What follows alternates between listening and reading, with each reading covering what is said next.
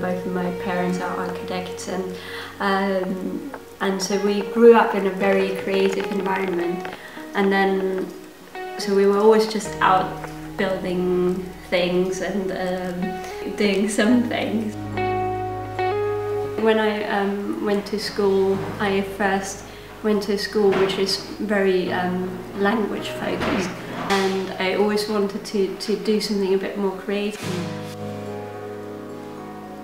I then changed schools to like an art focused school, and then I've gotten into, like, because my parents are architects, I was always sort of drawn to design and architecture. And then I've studied architecture and interior design and worked in interior design for a while.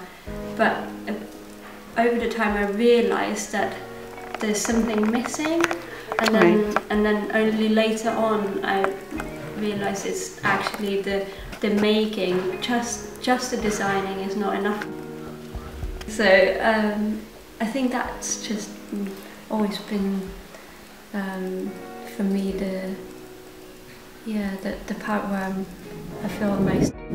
And making is such a process from the inside. Like, it really comes from what I enjoy doing most.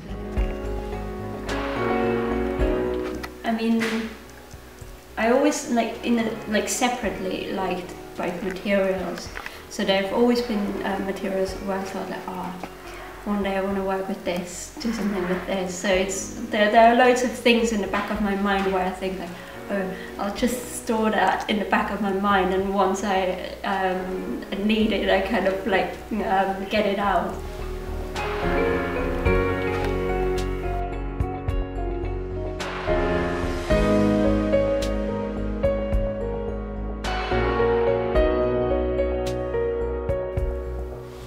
And I think that's something that that really comes through in my work over and over again, is the sort of the interplay with like 2 or 3 materials, and I love, like, challenging those materials.